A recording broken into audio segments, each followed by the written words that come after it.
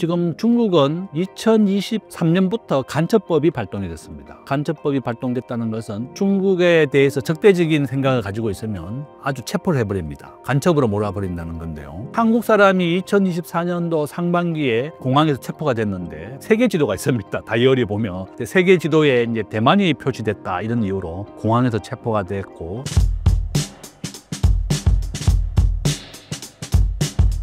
최근 중국이 무비자 입국을 허용한 이유가 무엇인가요? 제가 한번 보시면 지금 요거는 이제 제가 얼마 전에 이제 방송에서 했던 건데요. 트럼프가 집권하게 되면 더욱 악화되고 또 롯데도 현금을 비축하고 있다. 롯데가 최근에 123층을 담보로 해가지고 4조 원 정도로 이제 대출을 받았다고 얘기했습니다. 트럼프가 재집권되면 이제 국제사회 정세가 이렇게 어려워진다고 하는 것을 보여줬고, 지금 현재 한국은 전체 수출의 33%가 중국에 의존하고 있습니다. 미국의 20%인데 지금 중국은 2023년부터 간첩법이 발동이 됐습니다. 간첩법이 발동됐다는 것은 중국에 대해서 적대적인 생각을 가지고 있으면 아주 체포를 해버립니다. 간첩으로 몰아버린다는 건데요. 한국 사람이 2024년도 상반기에 공항에서 체포가 됐는데, 우리가 이제 수첩을 보면 세계 지도가 있습니다. 다이어리 보면 세계 지도에 이제 대만이 표시됐다 이런 이유로 공항에서 체포가 됐고, 아마 이제 한국의 영사가 찾아가서 이제 그 사람을 데려 나왔는데, 중국이 이와 같이 간첩법이 발동이 되면서 외국인 투자가 90% 줄었습니다. 한국 관광객은 95% 줄었습니다. 본인이 안전이 위협받는데 누가 관광을 가겠느냐. 한국에 지금 탄핵 사태가 이루어지고 있는데요. 지금 탄핵에 대한 결론은 이제 뭐 한 3, 4월경에 나올 거라고 보는데, 그때까지 우리가 주말마다 시위합니다.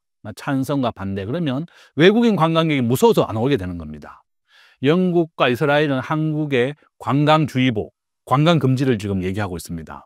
그 정도로 정치적 안정을 이루는 것이 중요하고, 왜 이렇게 환율이 오르면 에너지를 100% 수입하니까 석유 가격도 오르고, 내수 경제가 침체되고, 외국인들도 한국에 관광을 오지 않으니까 호텔, 여관, 뭐 숙박업, 식당, 내수 다 망하게 되는 겁니다.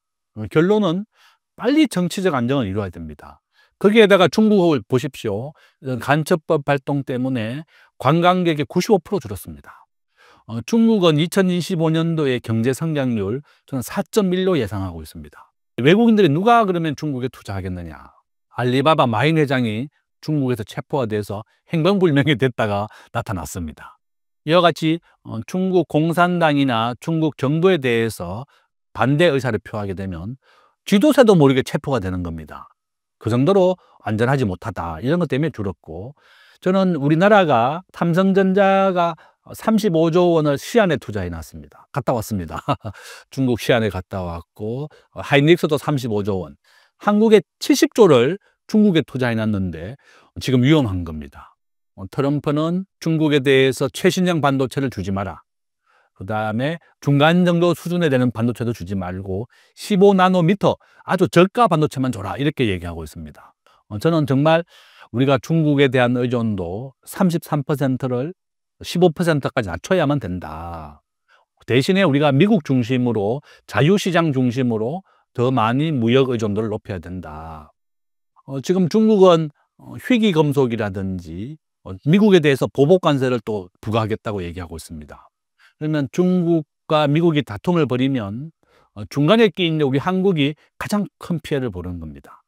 이 두 고래 싸움에 새우 등 터지는 꼴이다. 뭐 우리가 이제 새우가 아니라 뭐 한 중간 정도 된다고 하지만, 아직은 한국 경제는 전 세계 경제에 봐서는 한 1.5%밖에 안 되는 겁니다. 우리가 좀 더 체격을 키워야 되고, 우리 국제금융이 워낙 전 세계에서 아무도 받아주지 않습니다. 그래서 우리가 힘을 키우기까지는 미국과 일본과도 더 가깝게 지내야 되겠고, 일본은 자유시장 체제이고 한국 사람이 1년에 일본에 1,000만 명 정도 방문합니다. 일본을 가장 미워하면서도 가장 많이 방문하는 것이 바로 일본이고, 일본도 마찬가지입니다. 우리나라의 한국과 일본의 교육에 방문이 한 2,000만 명 정도 됩니다. 이 정도로 이제 가장 많이 방문하고 오는 나라다.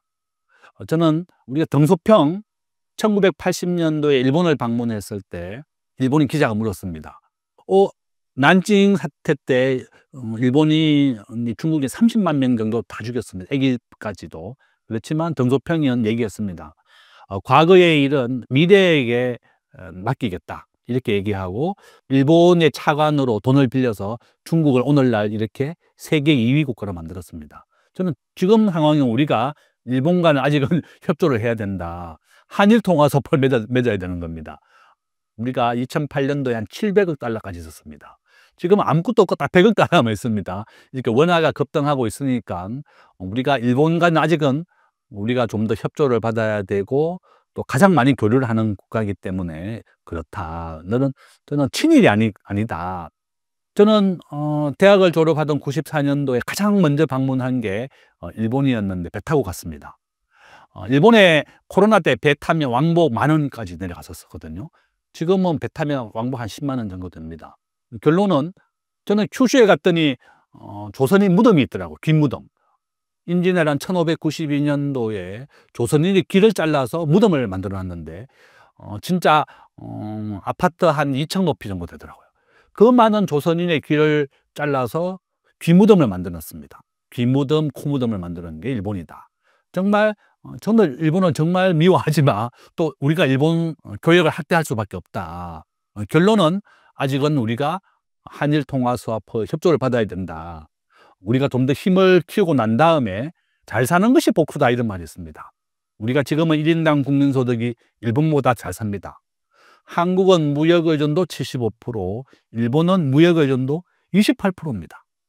일본은 1억 2천만 명의 인구를 가지고 있고 내수 중심 국가이고 미국은 내수 의존도는 80%입니다. 미국은 무역 의존도 20%밖에 안 됩니다. 그 정도로 한국은 세계 최고의 무역 의존도를 가지고 있고 교역으로 먹고 사는 나라입니다. 그래서 미국과 일본이 내수 중심으로 할 때 한국은 더 많이 개방하고 교역을 확대해야만 된다. 우리가 중국에 대한 의존도를 많이 낮춰야 됩니다. 저는 중국은 앞으로 시진핑의 개혁이 이루어지지 않는다면 간첩법이 유지되고 계속 이렇게 사유재산을 인정하지 않는다면 중국에는 더 이상 한국 기업을 포함해서 외국 기업이 가지 않습니다. 무역 의존도 1위는 독일인데요. 80%입니다. 독일이 지금 마이너스 경제로 돌아섰습니다. 중국에 너무나 의존하다가 중국이 이렇게 교역이 침체되니까 독일 경제가 마이너스로 돌아섰고 아주 어려워졌다. 이렇게 말씀을 드립니다.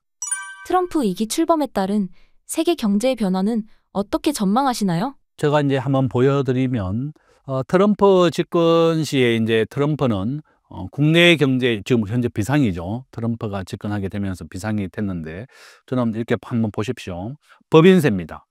트럼프는 법인세를 21에서 15%로 낮추고 전 세계 모든 기업들을 미국에 불러들이겠다.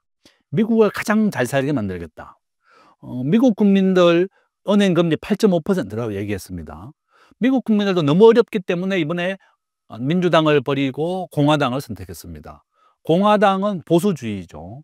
그러니까 민주당의 정책, 뭐 친환경 정책 이런 것보다는 일단 내가 먼저 좀 잘 살아야 되겠다. 이래서 트럼프를 압도적으로 지지했습니다. 오늘 이 방송을 보시면 넷플릭스를 두 개 보십시오. 첫 번째는 트럼프에 대한 정기 다큐멘터리가 넷플릭스에 있습니다. 4부작으로 되어 있는데 트럼프는 개인 재산이 2조입니다. 그 다음에 개인 골프장이 12개 가지고 있고 결혼도 한 서너 번 했습니다. 서너 번 했고 트럼프의 아들이 2015년도에 한국에 왔었죠. 5년 전쯤 되네요. 제가 직접 만나서 얘기도 많이 했습니다. 도널드 트럼프 주니어라고 부르죠. 신세계 정용진 회장이 가서 만났다 이렇게 얘기하고 있습니다. 이제 우리나라의 대우 빌딩이 트럼프의 이름을 빌려가지고 이제 이렇게 쓰고 있습니다. 트럼프 빌딩 몇 개 있습니다. 우리나라에도. 내가 알기로는 한 200만 달러 정도 줬다 이렇게 알고 있거든요. 결론은 트럼프는 일단 이렇게 미국을 잘 살게 하고 삼성전자, 현대자동차 모두 다 미국에서 생산을 해라. 보통 삼성전자가 지금 현재 평택 공장의 11배 크기로 미국의 반도체 공장을 짓고 있습니다. 2026년도에 완공이 됩니다. 미국 사람들 한 수천 명 고용하게 될 겁니다. 미국의 공장을 짓게 되면 미국에 일자리가 생기는 겁니다. 바로 그런 이유 때문에 전 세계의 모든 기업을 미국으로 불러들이겠다는 겁니다. 그러면 법인세도 세계에서 제일 낮은 15%까지 낮추고 4차 산업혁명에 대한 규제도 다 없애겠다. 70% 없애겠다고 했습니다. 일론 머스크를 규제를 없애는 정부 효율부 위원장에 임명하겠다. 이렇게 됐습니다. 그러면 미국은 진짜 더 많은 전 세계 기업이 미국으로 오게 되고 미국이 잘 살게 되는 겁니다. 미국은 현재 1인당 국민소득 한 7만 달러 정도 되고, 그러면 미국 경제가 부양한다. 밑에 한번 PPT 한번 보시면 정부에 대한 지출을 감소하겠다는 것이고, 또 대규모 세금을 줄이겠다. 제가 앞에서 말씀드린 것처럼 법인세도 15%로 낮추겠다. 이렇게 얘기하고 있는 겁니다. 또 통상에 있어서도 미국이 일단 우선적으로 잘 살겠다. 이렇게 트럼프의 정책이다. 저는 트럼프가 집권하는 이 4년 동안은 미국 경제가 좀 더 성장하고 부흥할 것이다. 저는 그렇게 봅니다. 우리나라 수출 전망은 어떤가요? 한국의 대미 수출 품목을 한번 제가 말씀드리면, 지금 미국에 수출되는 품목을 한번 보시면 자동차 부품, 석유 제품, 반도체, 건전지입니다. 배터리 분야라고 볼 수가 있겠고, 우리가 중국에 수출하는 거 한번 보시면 반도체, 합성수지, 무선통신, 정밀화학입니다. 석유화학. 이와 같이 우리나라 현대자동차가 미국에 가장 많이 수출합니다. 중국엔 반도체입니다. 그런데 현대자동차가 이번에 사장을 둘 다 외국인으로 바꿨습니다.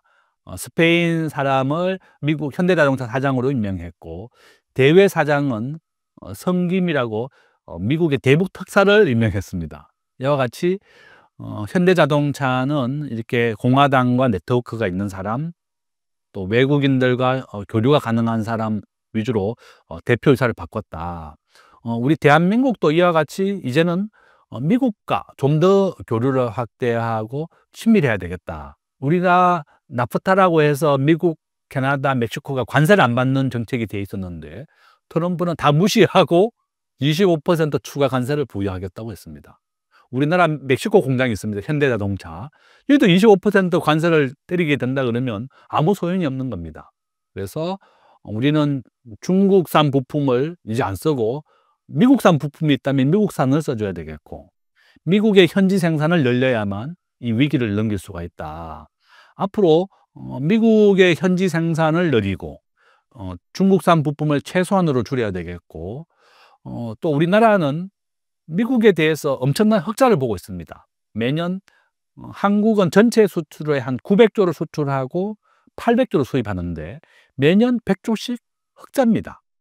그러니까 이 흑자의 한 반 이상이 미국에서 나고 있거든요. 지금 현재 전 세계 석유 생산 1위는 미국입니다. 여러분들이 중동이라고 알고 있는데 지금은 바뀌었다. 미국의 석유 생산 1위. 우리가 한국은 석유 수입 1위가 미국입니다. 미국산 석유가스가 들어오고 있다. 그래서 우리가 미국과의 흑자를 줄여야 된다. 미국에 더 많은 석유를 사주고 가스를 사줘서 미국의 흑자를 줄이는 것이 가장 우선이다. 그러면 자동차를 지금 당장만 우리가 어떻게 할 수 없지만 미국에 더 많은 수입을 해준다 그러면 미국으로 남기는 그 흑자 폭을 줄일 수가 있는 겁니다. 그래서 이 통상의 지렛대를 미국산 석유와 가스를 더 사주는 것으로 협상하는 것이 아주 필요하다. 이렇게 말씀드립니다.